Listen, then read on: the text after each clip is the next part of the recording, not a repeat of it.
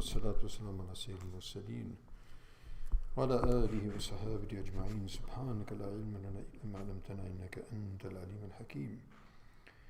سبحانك لا فهم لنا إلا ما فهمتنا إنك أنت الجواد الكريم. قل رب زدني علما. قال الإمام النووي رحمه الله تعالى ونفعنا بعلومه في الدارين. قال وعن سعد بن سعد رضي الله عنه قال قال رسول الله صلى الله عليه وسلم أنا وكافل اليتيم في الجنة هكذا، وأشار بسبابتي والوسطى وفرج بينهما. رواه البخاري.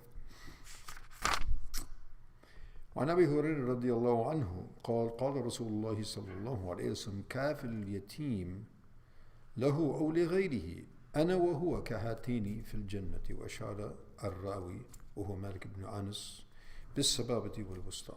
رواه مسلم. So continuing with this chapter that deals with the kindness and the compassion shown to the more vulnerable of society, and among them are the orphans. And so these two riwayats deal with the orphans specifically. So from the riwayat of Sahl ibn Sa'd radiallahu anhu, he says that Rasulullah sallallahu alayhi wa sallam said that I and the person who will take care of the orphan, right, the person who undertakes, the looking after of the orphan, will be like these two fingers in Jannah. So if we want to have close proximity to Rasulullah sallallahu alaihi wasallam in Jannah, there's a very easy, straightforward way to do that. Find an orphan and take care of him or her, as the case may be.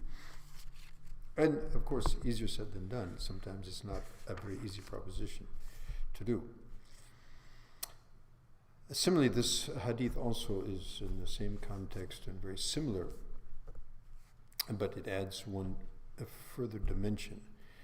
And this is the hadith of Abu Hurairah radiallahu anhu, where he mentions that Rasulullah sallallahu alayhi wa sallam says that the kafil al-yatim, again, the person who's going to take charge and take responsibility, look after the orphan, lahu aw li ghayrihi, whether that orphan happens to be someone of his own, relatives or somebody closely connected, or someone who's totally, a stranger in no relation whatsoever. And that's more challenging, right? So, of course, the first would be also looking after an orphan who would be a relative, so you would get a double benefit. Not only looking after the orphan, but also silat al-rahm, which is, extending help to the relations, which is a separate virtue altogether. So again, here, Nabi alayhi salam says that person who looks after that orphan, whether it's lahu, some relation to him, or without relation, related to others, then I and he will be, again, like these two in paradise. So may Allah subhanahu wa ta'ala give us the tawfiq to either be able to actually do that or to promote that and motivate others to carry out that. And in this day and age, we would have a lot of these opportunities because of the wars and the malahim and all of this fitna that's going on all over the world.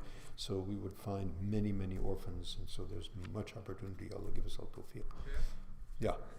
If we support the orphans strictly through monetary means, do we still fall under this hadith? Well, it doesn't say exactly how. It just says kafil al-yatim, who looks after him. So whoever does, فَمَنْ يَعْمَلْ مِثْقَالَ ذَرَّةٍ خَيْرًا يَرَهُ, who does even a minuscule of good, he'll see it. So obviously, yes, of course, that will fall under that.